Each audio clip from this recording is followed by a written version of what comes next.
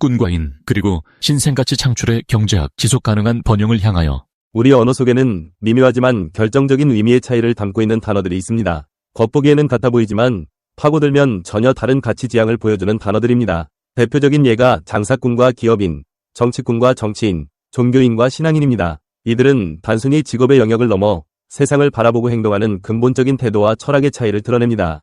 특히 꾼이라는 전미사가 붙는 말들은 흥미로운 공통점을 가집니다. 어떤 일을 전문적으로, 습관적으로 혹은 즐겨하는 사람을 뜻하기도 하지만 동시에 그 일에 몰두하는 과정에서 때로는 부정적인 뉘앙스를 품는 경우가 많습니다.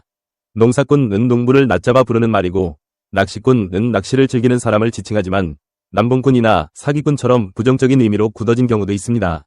여기서 꾼이 의미하는 전문성은 주로 개인의 이익 추구에 한정된 때로는 비양심적인 거래나 행동으로 이어질 수 있는 협소한 지식과 태도를 의미합니다. 이러한 꾼의 대표적인 예시가 바로 장사꾼입니다. 장사꾼은 장사치와 유사한 말로 장사하는 사람을 낮잡아 부르는 경우가 많습니다. 특히 오직 이익만을 위해 비양심적인 거래도 서슴지 않는 사람을 비아냥조로 일컫는 말이죠. 그들에게 중요한 것은 오직 돈입니다. 돈을 벌기 위해서라면 수단과 방법을 가리지 않으며 남의 주머니에서 내 주머니로 돈을 옮겨오는 것에 아무런 죄책감을 느끼지 않습니다. 그들은 자신이 돈만을 챙기는 노랭이로 비춰지는 것을 두려워하지 않으며 단기적인 이익 극대화에 초점을 맞춥니다. 반면 기업인은 자기의 경제적 행위를 통해 사회와 국가가 함께 부유해지기를 원하는 사람들입니다. 물론 기업인도 이익을 추구하지만 그들의 이익 추구는 단순한 사익에 머무르지 않습니다. 그들은 나름대로의 삶의 철학을 가지고 있으며 인간적으로 본받을 만한 인성을 갖춘 경우가 많습니다. 특히 자기의 경제적 행위가 공익에 부합하기를 바라는 사람들입니다. 기업인들은 일자리를 창출하고 고용을 늘리며 혁신을 통해 새로운 가치를 만들어냄으로써 국부를 높이는 데 관심을 가집니다. 한마디로 장사꾼은 사익에 중점이 있는 사람이고 기업인은 공익에 중점이 있는 사람이라 할 수 있습니다. 기업인들은 공생과 공영을 중요하게 생각하며 자신이 속한 사회 전체의 번영이 자신의 지속 가능한 성공의 토대가 된다는 인식을 가지고 있습니다. 물론 모든 사람들은 누구나 자기의 부귀영화를 위해서 일합니다. 그렇기에 장사꾼이냐 기업인이냐가 중요한 것이 아니라 돈을 버느냐 못 버느냐가 중요하다고 말하는 이들도 많을 것입니다. 더 많은 돈을 벌 수 있다면, 더 풍요롭고 행복하게 살 수 있다면 기업인이 아닌 장사꾼이 되어도 상관없다는 생각을 할 수도 있습니다. 그러나 사회적, 국가적 차원에서 보면 이 둘의 차이는 매우 중요합니다. 장사꾼은 남이야 죽든 말든 나만 잘 살면 그만이라는 생각이 강한 반면 기업인은 내가 속해 있는 사회 전체가 잘 살아야 한다는 생각이 강한 사람들입니다. 이러한 개념을 정리하고 보면 우리가 가야 할 길이 분명해집니다. 장사꾼이 많은 사회는 갈수록 각박해질 것이고 기업인이 많은 사회는 갈수록 풍성해질 것입니다. 이런 차이가 생기는 핵심적인 이유는 바로 신생가치가 생기느냐 아니면 기존 가치를 나누어 먹느냐에 있습니다. 예를 들어 어떤 장사꾼이 사과 농장에서 1만원어치의 사과를 사서 사과가 귀한 곳으로 가서 12,000원에 팔았다고 가정해봅시다. 그 장사꾼은 2,000원의 이익을 보지만 사회 전체적으로 보면 그 2,000원은 새로 생긴 가치가 아니라 남의 주머니에 있던 돈이 그 장사꾼의 주머니로 넘어왔을 뿐입니다. 이는 제로섬 게임과 유사합니다. 반대로 만일 어떤 농부가 1만원어치 고추 모종을 사서 정성껏 키워 열린 고추를 따서 2만원에 팔았다고 가정해봅시다.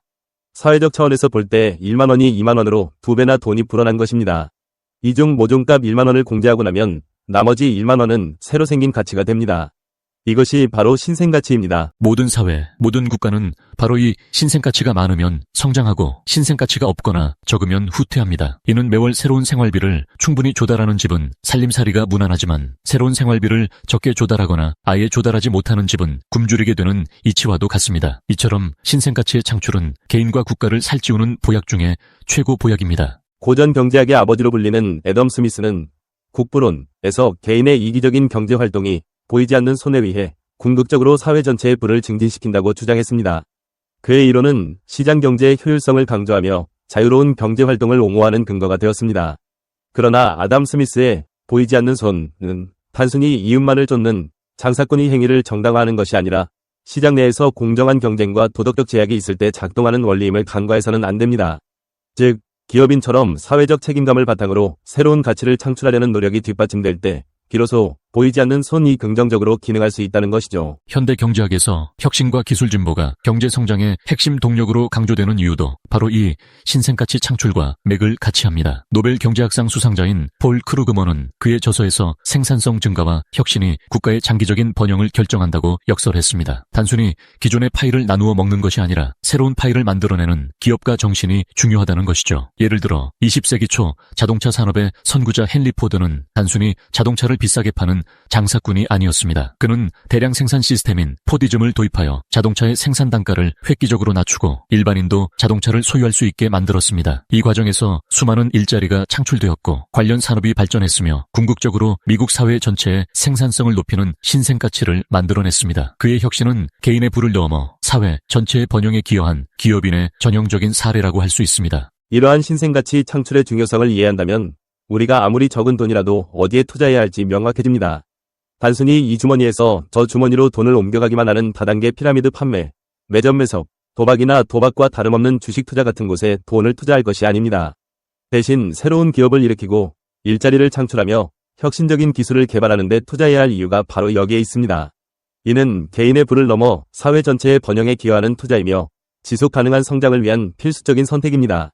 물론 주식 투자 자체가 무조건 나쁘다는 의미는 아닙니다. 기업의 성장과 혁신에 투자하여 신생가치 창출에 기여하는 건전한 주식 투자는 분명 긍정적인 역할을 합니다.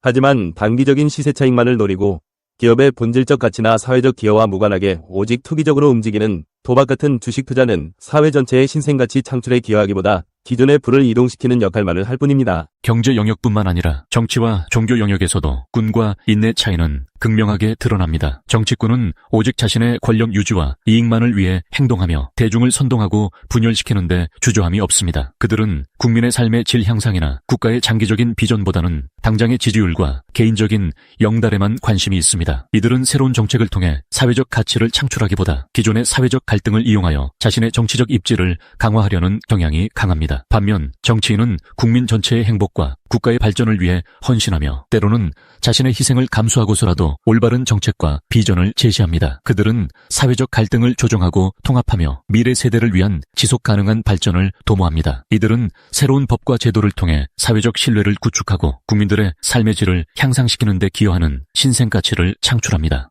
종교의 영역에서도 마찬가지입니다. 종교인은 종교적 교리를 이용하여 개인적인 이득을 취하거나 자신의 세력을 확장하는 데 몰두하는 경우가 많습니다. 그들은 진정한 영적 가치나 인류애를 실천하기보다 형식적인 의식이나 교조적인 신념을 강요하며 대중을 통제하려 합니다. 이들의 행동은 종종 기존의 종교적 가치를 훼손하고 사회적 불신을 야기하기도 합니다. 하지만 신앙인은 종교적 믿음을 바탕으로 진정한 사랑과 자비, 봉사를 실천하며 자신의 삶을 통해 영적인 가치를 증명합니다. 그들은 다른 사람들과의 공존을 추구하고 사회적 약자를 돕는 데 헌신하며 개인의 영적 성장을 넘어 인류 전체의 정신적 풍요로움에 기여합니다. 이들은 종교라는 틀을 넘어선 보편적인 인간적 가치를 창출하는 존재입니다. 장사꾼이 많은 사회는 각박해지고 기업인이 많은 사회는 풍성해진다는 말은 비단 경제에만 국한된 이야기가 아닙니다. 정치꾼이 난무하는 사회는 분열하고 퇴보하며 진정한 정치인이 주도하는 사회는 발전하고 통합됩니다. 종교인들이 자신의 이득을 좇는 사회는 혼란스러워지지만 신앙인들의 헌신이 있는 사회는 더 따뜻하고 영적으로 풍요로워집니다. 결국 이 모든 것의 핵심은 개인의 선택과 가치 지향에 있습니다. 우리가 단순히 돈이나 권력, 명예만을 좇는 꼰의 사고방식에 머무를 것인가? 아니면 그 너머의 가치를 보고 사회 전체의 번영과 행복을 추구하는 인의 사고방식을 가질 것인가의 문제입니다. 신생가치의 창출은 단순히 경제적 성장을 넘어 사회 전체의 활력과 역동성을 만들어내는 원동력입니다.